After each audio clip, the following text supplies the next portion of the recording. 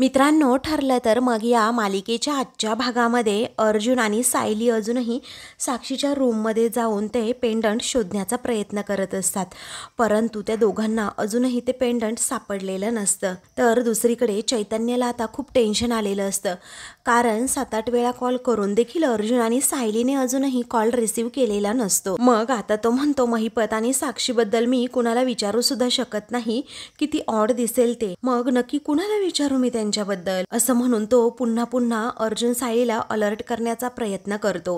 सारखाच फोन करतो, पण अर्जुन आणि सायली आपापल्या कामामध्ये अगदी बिझी असतात। अर्जुनला त्यानंतर कशीबशी ती लॉकरची चावी सापडते, मग तो ती चावी सायलीकडे देतो। तेव्हा सायली आता लगेचच ती किल्ली घेते आणि ते लॉकर उघडते। आता त्या लॉकरमध्ये अजूनही ज्वेलरीचे भरपूर असे बॉक्सेस असतात, त्यातला एक बॉक्स ती उघडते आणि त्यामध्ये पाहते तर एका सोन्याच्या चेनला ते पेंडंट असतं आणि ते सुद्धा अर्ध। म्हणून सायलीला खूप आनंद होतो आणि मग ती म्हणते सापडलं।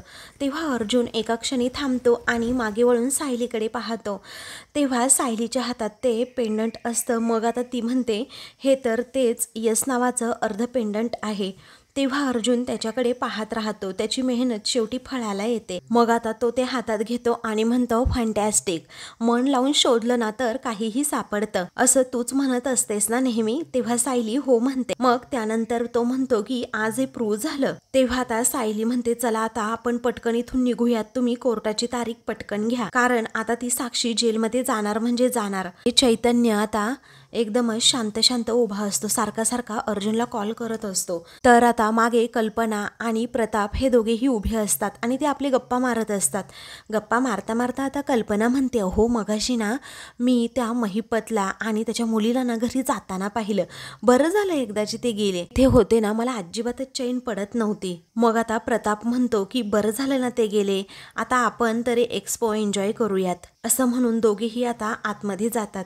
त्याचवेळी चैतन्याने हे बोलणं ऐकलेलं असतं आणि त्याला प्रचंड असा धक्का बसतो।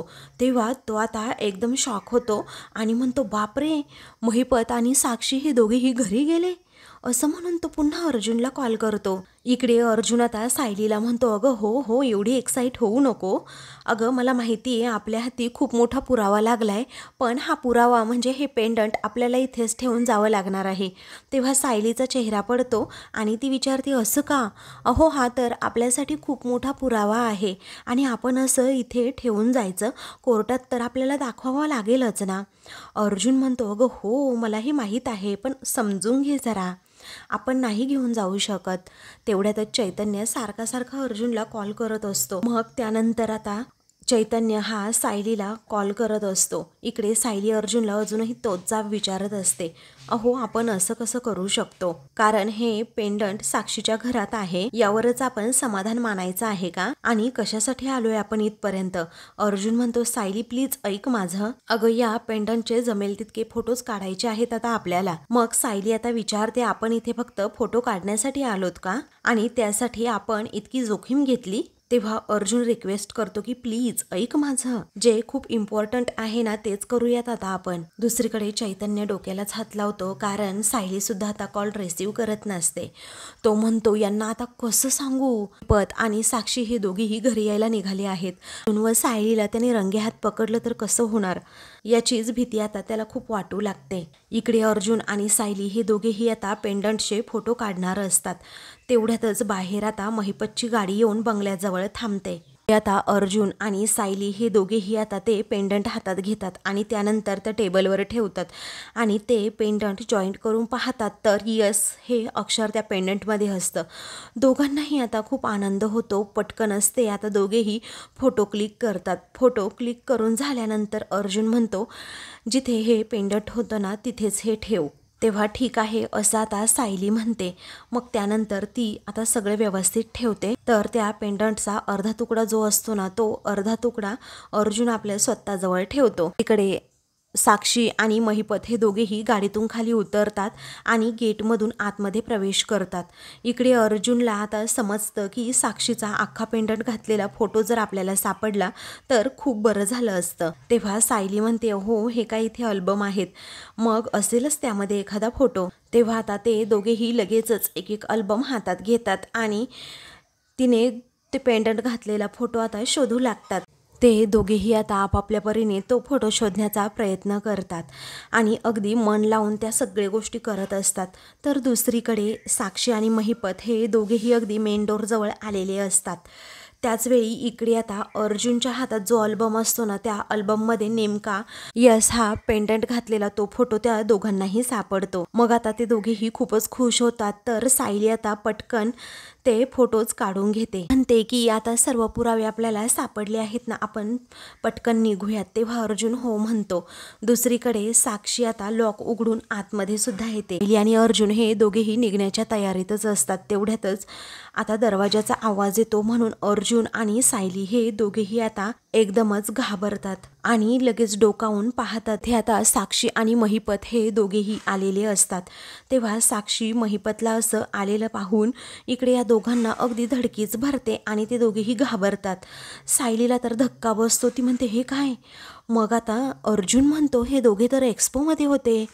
इकडे साक्षी म्हणते अण्णा एवढ्या माणसांमध्ये राहण्याची सवय नाही हो, मला अशी दडपण येतं खूप। अण्णा म्हणतो अगं पण माणसांमध्ये राहण्याची तर सवय करून घ्यावीच लागेल ना। मग आता साक्षी म्हणत असते की फिजिकली नाही हो, पण मेंटली खूप थकायला होतं। तेव्हा महिपत म्हणतो बाळा तू जरा आराम कर। तेव्हा साक्षी हो म्हणते। इकडे अर्जुन आणि सायली दोघेही आता खूपच घाबरतात। सायली म्हणते हो ती आता रूममध्येच येणार डायरेक्ट, करायचं काय, कुठे लपायचं, आपल्याला इथून निघावं लागेल, हॉलमध्ये सुद्धा जाता येणार नाही।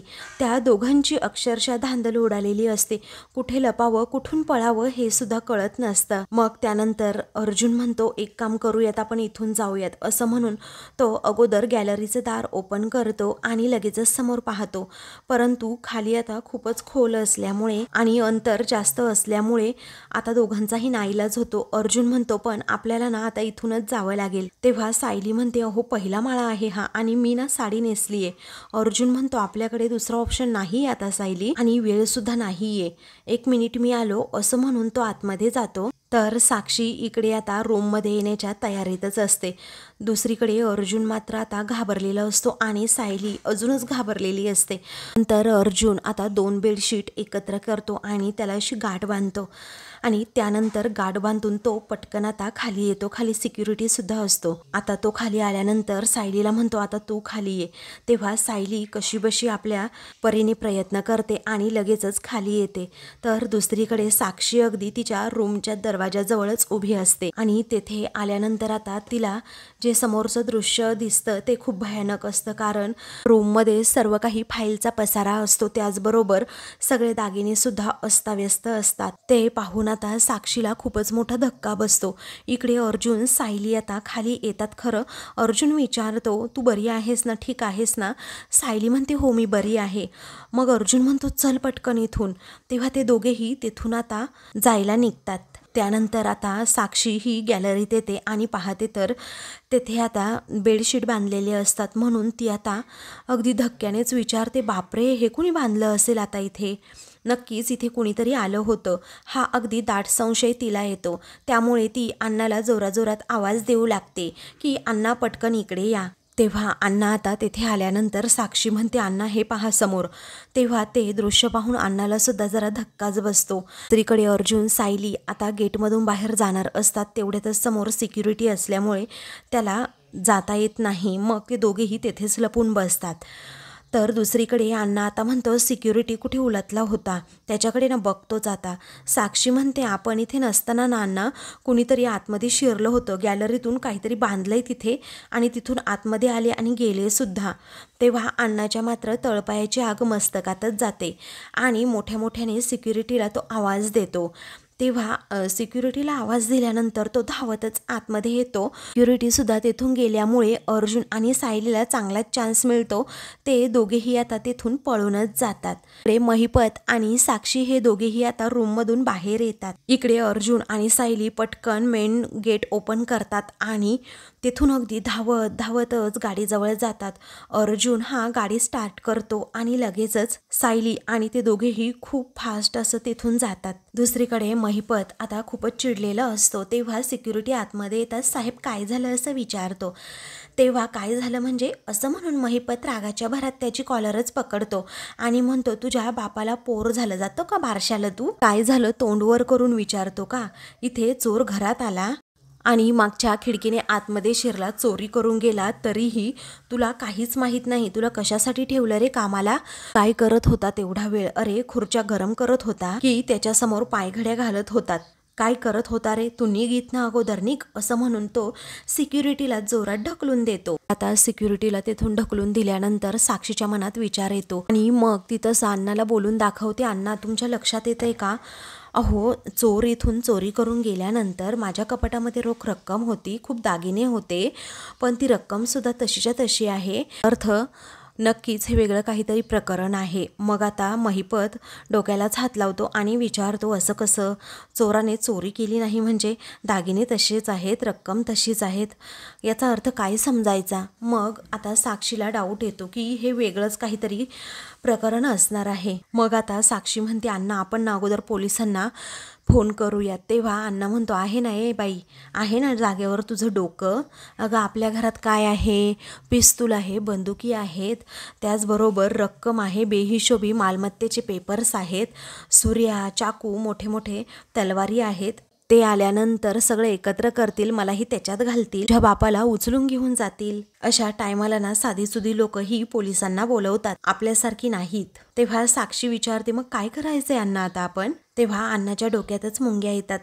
काय करायचं हे त्यालाही सुचत नसतं. त्यानंतर साक्षीची नजर आता त्या शूजच्या ठस्यांवर पडते. अर्जुनच्या शूजचे ठसे आता तिथे उमटलेले असतात, कारण बाहेर आता चिखल असल्यामुळे तसेच त्या शूजला चिखल लागल्यामुळे ते ठसे तसेच उमटलेले असतात. मग आता तिला एका क्षणी धक्काच बसतो. ती आता अण्णाला बोलवते आणि म्हणते, ऐकलं का? अहो हे पहा, शूजचे ठसे आहेत तिथे त्या चोराच्या. आता आपण पोलिसांना बोलवणारच नसू तर करणार काय? आता महिपत म्हणतो, आपण कुणाला बोलवायचंच नाही, पोलिसांना सुद्धा नाही, कारण तो चोर आला, त्याचे ठसे इथे उमटले आणि तो चोर तुझ्या रूममध्ये गेला, आपली खाटकूट केली असेल आणि मग लगेचच तुझ्या गॅलरीतून तेथून पळाला. आता आपणच या सगळ्याचा शोध घ्यायचा आहे. आणि दागिने नेले नाही, रोकड सुद्धा नेली नाही, मग आला होता तरी कशाला? तेव्हा साक्षी आता खूपच घाबरते आणि म्हणते, थांबा हा अण्णा, मी फोटो काढते, असं म्हणून ती त्या शूजच्या ठशांच्या आता फोटोज काढून घेते. अर्जुन आणि सायली हे दोघेही आता घरी येतात. अर्जुन सायली बाहेरच शूज काढून ठेवतात. मग अर्जुनच्या शूजचे ठसे तेथे सुद्धा उमटलेले असतात, कारण त्याला चिखल लागलेला असतो. ते अर्जुनच्या पटकन लक्षात येत नाही. सायली सुद्धा अगदी शांत शांत असते. घरात एंट्री केल्यानंतर घरातील सर्वजण अगदी हॉलमध्येच असतात.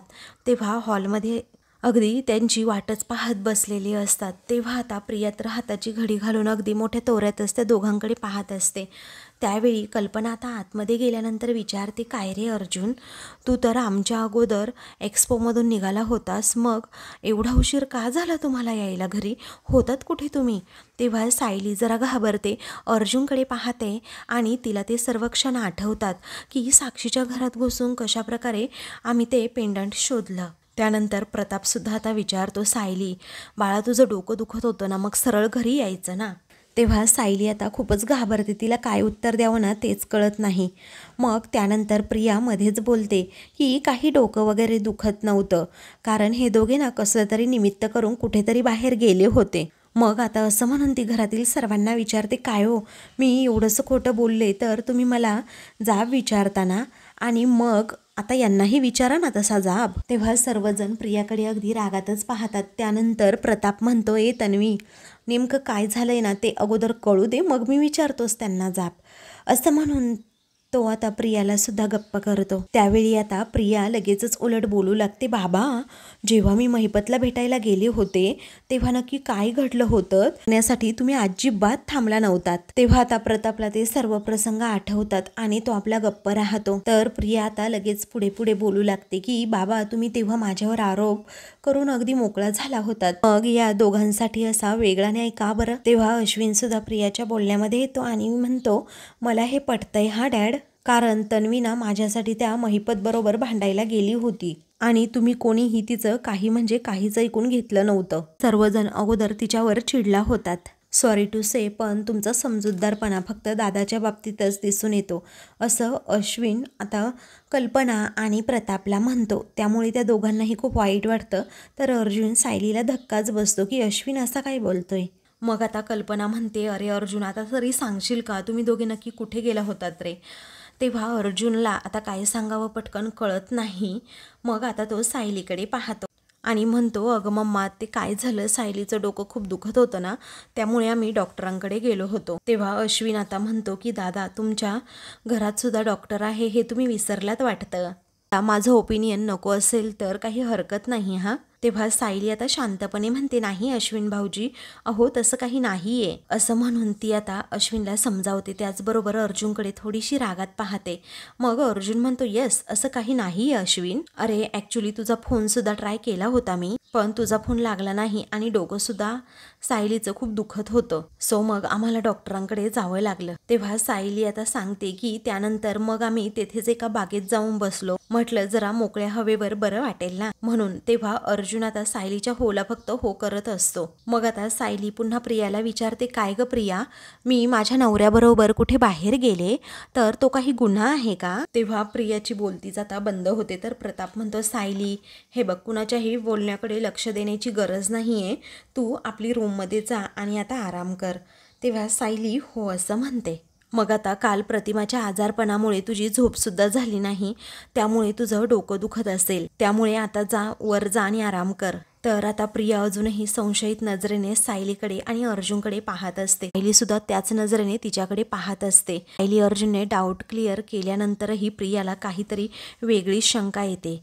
सायली आता आतमध्ये जाणार असते तेवढ्यातच विमल म्हणते, सायलीताई, तुम्ही फ्रेश होऊन या, मी जेवायला वाढते. मग सायली हो म्हणते. सायली आणि अर्जुन आता रूममध्ये जातात. त्याचवेळी प्रिया मनात म्हणते, बोला बोला, आणखी खोटं बोला, सगळ्यांना ना असं तुमच्या फेवरमध्ये गुंडाळून ठेवा, पण मी अशी कधीही गुंडाळली जाणार नाही. कारण तिला वेगळाच डाऊट आता सायली अर्जुनबद्दल आलेला असतो. दुसरीकडे प्रतिमा आपल्या रूममध्ये अगदी शांतपणे बसलेली असते. तेव्हा नागराज तिच्याकडे डोकावून पाहतो, पण आता रविराज हा तेथे प्रतिमाजवळ बसतो. तेव्हा आता तो विचारतो, काय ग प्रतिमा, तू गोळ्या घेतल्यास का. तेव्हा प्रतिमा नाही म्हणते. तर रविराज तिला समजावतो, अगं न गोळ्या घेऊन कसं चालेल आता. तेव्हा प्रतिमा स्पष्टपणे सांगते, मी तुमचा आणि डॉक्टर श्रद्धांचा वेळ वाया घालवते आणि खर्च होतो तो वेगळाच आणि उपयोग तर शून्य. तेव्हा नागराज हे सगळं बोलणं ऐकतो आणि गालातच हसतो. इकडे आता रविराज तिला समजावतो की असं का बोलतेस तू प्रतिमा, अगं तू अर्ध्या रिकाम्या ग्लासकडे पाहतीये, अगं अर्ध्या भरलेल्या ग्लासकडे पहा.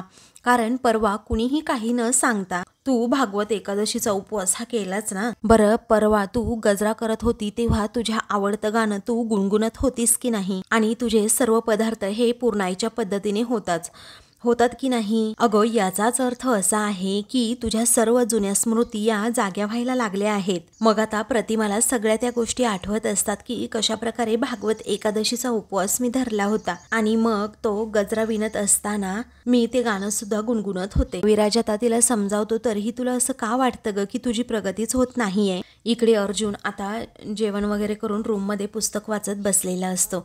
सायली जरा रागातच तेथे येते आणि पाण्याचा जग तेथे ठेवते. अर्जुन तिच्याकडे पाहतच राहतो. त्याला समजतं काहीतरी झालंय मॅडमला. मग आता ती रागातच येऊन त्याच्याजवळ बसते.